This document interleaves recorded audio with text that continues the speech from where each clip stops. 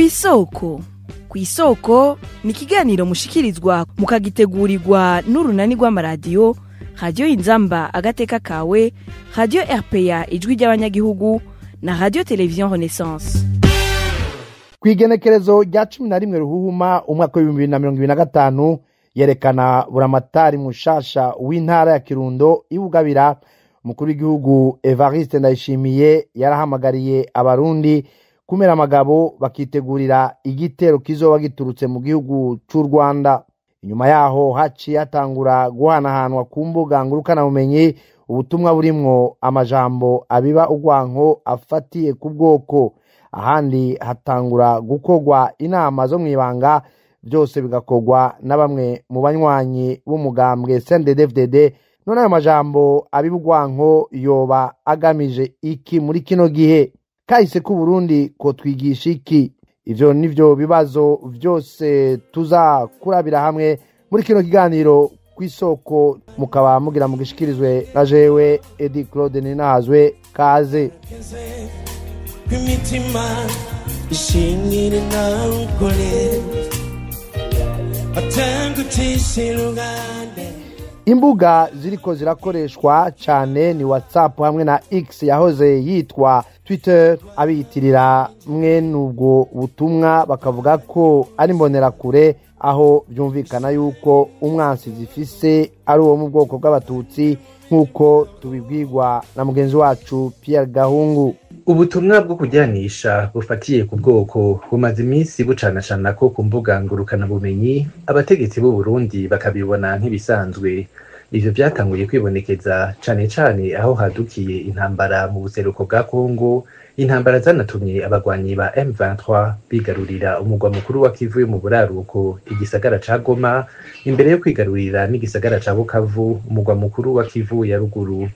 Ubwo butumwa nivyo ababutanga ntibivuga, ariko bucanacana ko mu vyitwa amagroupe ya WhatsApp abategetsi b'u Burundi barorera, mu gihe buba ari ubutumwa buhamagarira igisirikare c'u Burundi gukumira abasirikare bo mu bwoko bw'abatutsi, babagiriza ko bakorana n'igihugu c'u Rwanda n'Uganda. Umusirikare wese yitwa umututsi na cyane cyane yamuka muri hima ari mu gisirikare, ni umukoroneli, ni umugenerali, babatware mu marejo, babakure muri leta majoro kare, babakure mu biro bya ministere de la défense, babakureyo, babakorope, babakureyo, afuma bakura mu gihugu abagira aba ambassadeur, kuko ambassadeur ni cyubahiro kinini cyane. Arabi bihugu bitegeranye n'u Burundi nk'izo za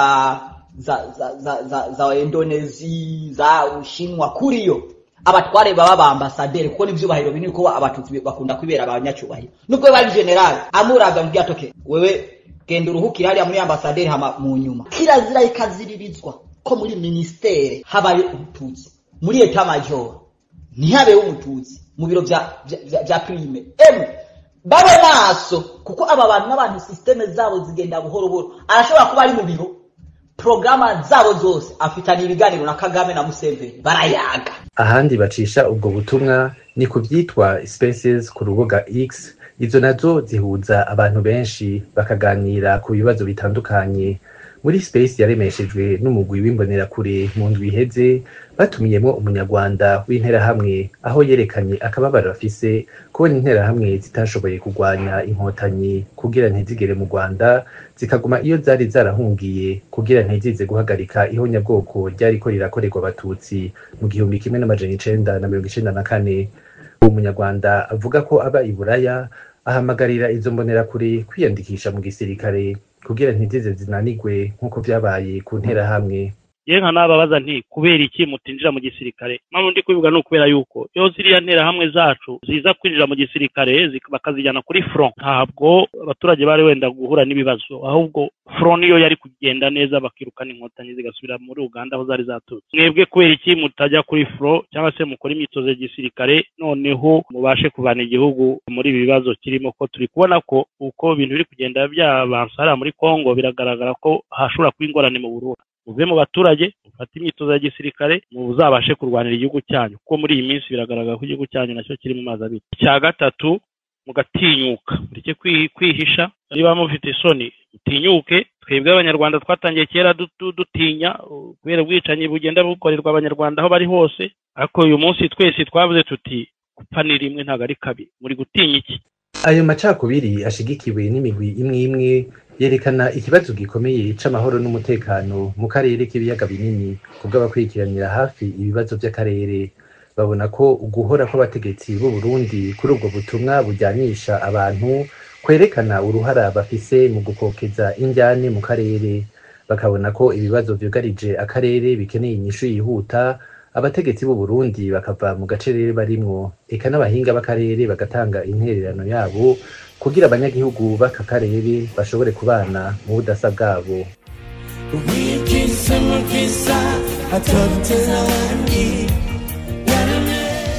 Amashirahamwe atari make aharanira agateka kazina muntu ariyamiriza ayo majambo muri kino gihe c'indyane zivugwa mu buseruko bwa Kongo no muri kino gihe cyo kwitegurira amatora muri uno mwaka. Mw'ishirahamwe ry'abakristu biyemeje kurwanya isinzikazwa ry'akiremwa muntu mu Burundi akad Burundi, leta ngo ikwiye kwagabira kuko ayo majambo abiba urwanko mu Barundi ashobora gusubiza Uburundi mw'ihumbi. Bishikirizwa n'umushingwamanza Armel Niyongere arongoye ishirahamwe akad Burundi. Ayo majambo rero n'amajambo ateye ubwoba, arico gituma dusaba cyane yuko leta y'u Burundi yohagarika, kuko iyo abanyagihugu batangaye kuza bararungika amajambo abiba inzankano zifatiye ku moko, ivyo vyose birashobora gutuma dusubira mu bwicanyi, ugasanga abantu ntibariko barabona neza iyo tuja hama, kubera babona umenga barashikiwe n'abategetsi, ugasanga ibara riraguye. Basavye yuko leta y'u Burundi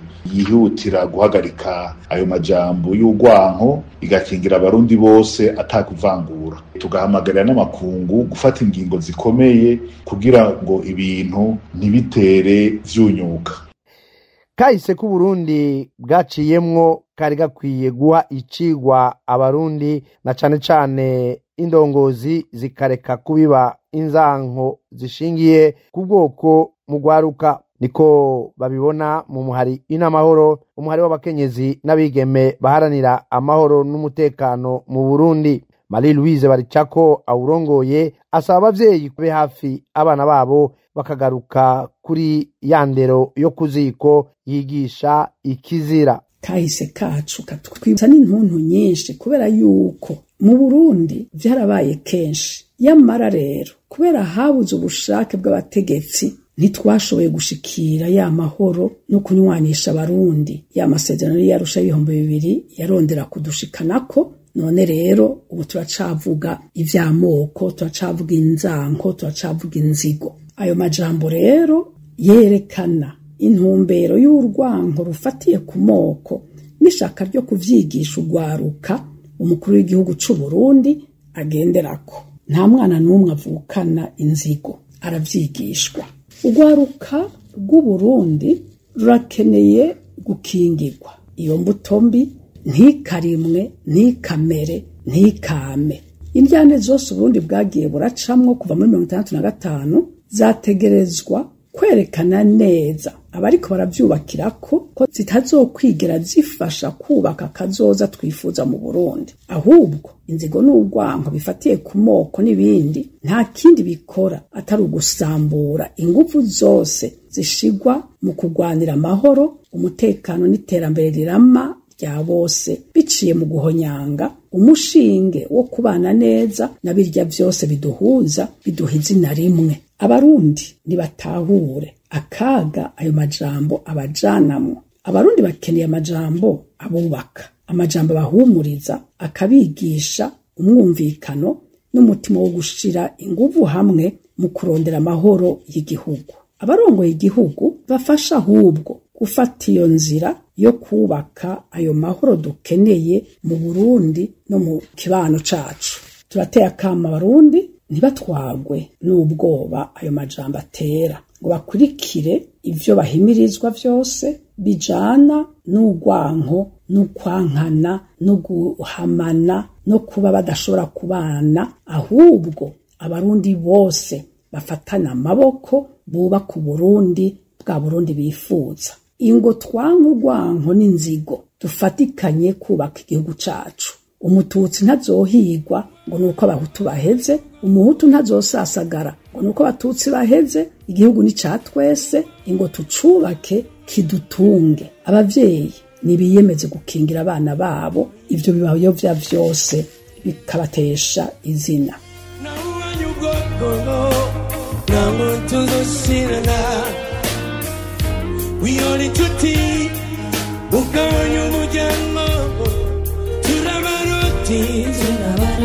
tukavuge kiroti mu mico y'Abarundi kinazira kwica. kuva hatanguye gukwiragizwa ubwo butumwa bubiba urwanko rushingiye ku moko, nta mutegetsi n'umwe haba muri leta haba no mu mugambwe uri ku butegetsi arigera avyiyamiriza. Imbere yo gusozera kino kiganiro mwumvise ko ari uruhara rw'umunyagihugu wese na cane cane abategetsi canke inzego zitandukanye rwo kwiyamiriza ayo majambo abiba urwanko, hagasimbatazwa nyabuna ibiganiro vyubaka ku neza y'Uburundi burangwamwo ubumwe n'amahoro. Na hano duciye dusozera kiganiro kw'isoko, mwariko mushikirizwa na Edi Claude Ninahazwe, naho ubutaha mu runani rw'amaradiyo. Cari kiganiro kw'isoko.